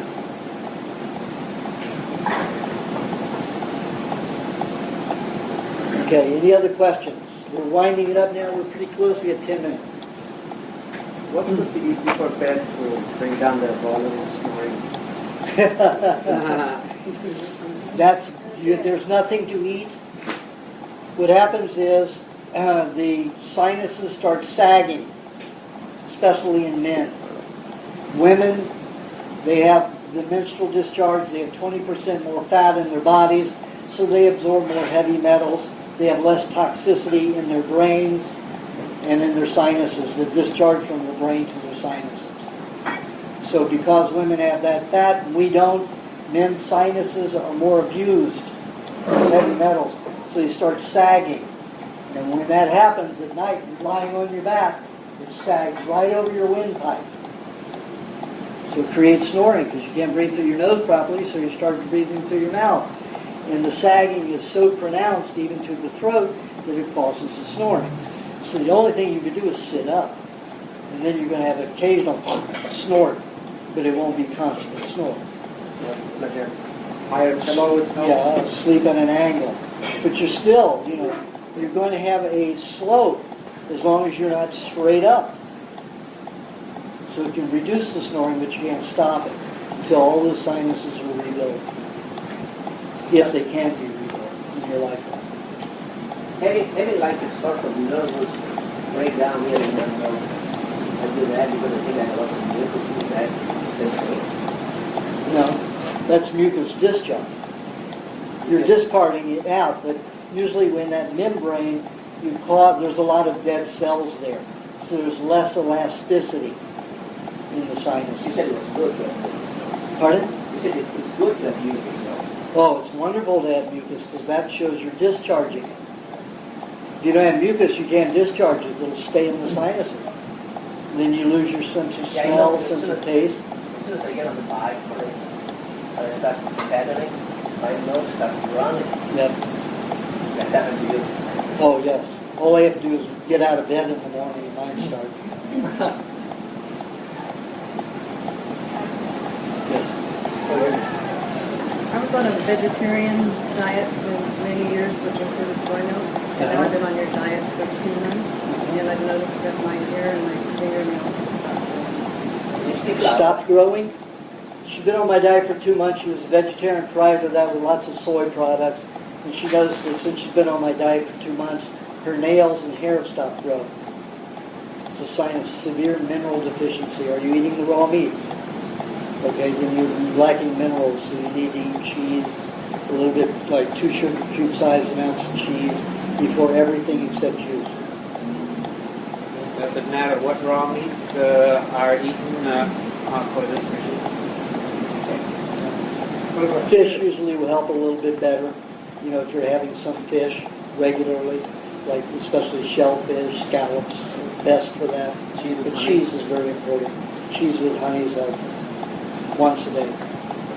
Most of the time, the toxicity from soy is so bad because, see, humans and fowl, poultry, cannot eat soy unless it's cooked and processed because there are enzymes which will kill us.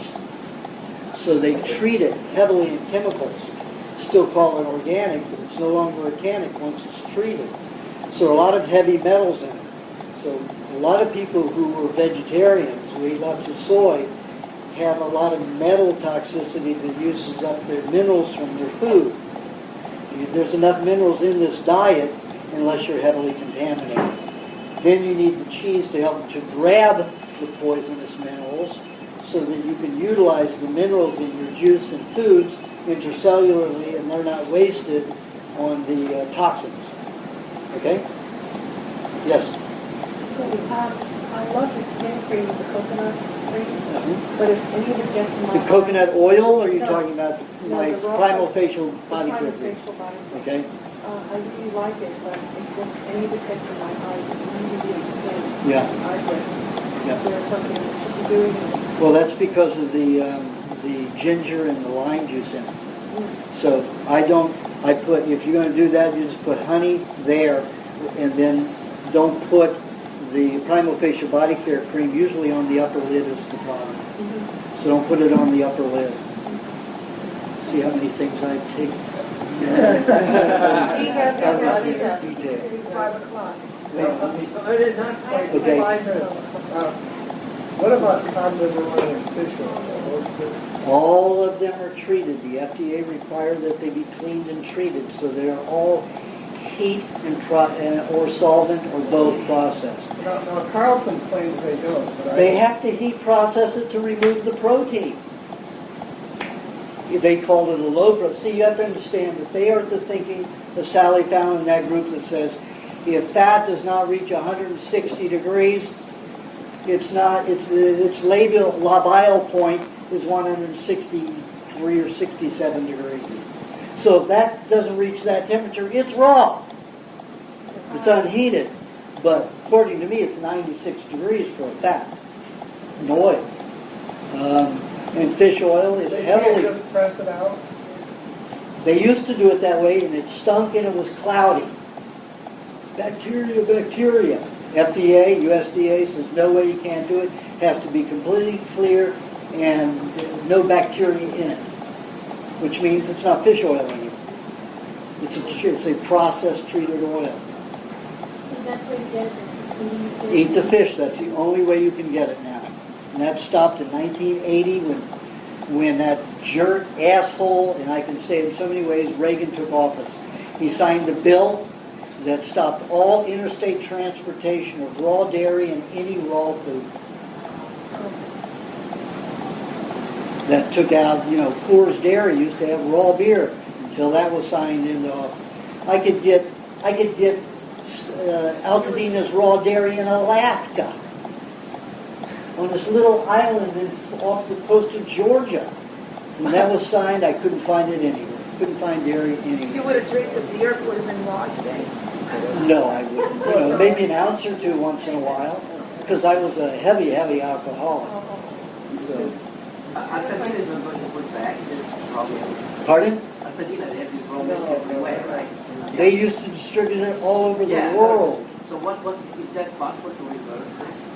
Yeah, I'm going to work on it in the next few years, but it's going to take some time. $100,000, right? At least. Oh, so you get more dairy companies out there? No, just to get it so we can transport over state lines again. We have it in California now. Yeah, we have it in California, but they're not allowed to sell it in other states without Every processing. state has its own option. Remember that. But with the federal government saying you can't go interstate, that cuts out a lot of states right there. Yes. I'd like your facts, your opinions on facts of smoking marijuana.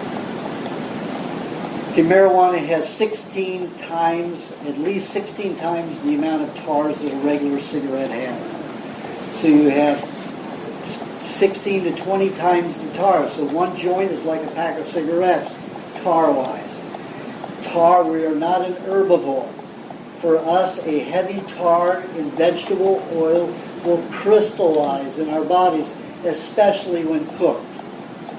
So that creates hardening of the arteries, hardening of the heart, hardening of tissue, MS, all kinds of problems. Vegetable oil is a toxic oil that causes hardening of the system.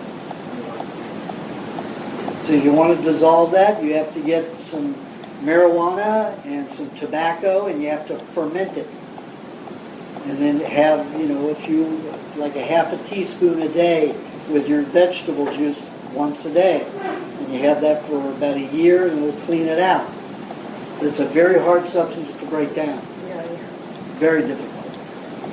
And I've got a source in Tennessee who can get you the green tobacco if you used to be a smoker. At that time of the year that it's available. When you just get enough at that time, you can freeze it, it doesn't matter, and then you just juice it. You can juice it and freeze it, or just juice it and leave it in your refrigerator, and then have it as you need it throughout the next 6 months to a year. Taking away some of the tars from smoking. Question? What do you think about food allergies? I know that I have get reactions to a lot of food. I doubt about it because probably a lot of toxins in the liver. No, it just means that you've got so much systemic toxins that your body is dumping the poisons into the intestines, preventing you from having your food non-contaminated. Eating cheese helps absorb it, okay? Eating raw foods usually gets rid of the 99% of any allergy right away. I've been eating raw vegan, which I'm probably a little bit. There's no protein in that. There's not enough minerals. Nothing in there. That's why. Yeah. If you have to go start somewhere, eggs. Eat eggs all day long. Eat an egg an hour if you want to break that. Because I have people that can't eat anything. That's what I do. I have them eat in every hour 1 egg, followed by a teaspoon of half butter and half honey. Every hour. And let me tell you, I have people that were skin and bones, and they were going to die. And I had one guy, he came with his wife, and he was about 59, 60, and she was about the same age, maybe a year younger. She was skin and bones and frail, and she couldn't eat anything. And he came in, he was an intellectual, He came in and he would give me, all the whole time he was looking at me like, you bastard, you got my wife here and you're going to snow her with this bullshit, you know, the whole time.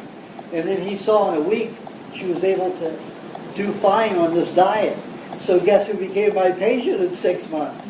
He comes religiously every year with his wife, you know, because it's that easy. Eggs will get you out of any kind of allergy.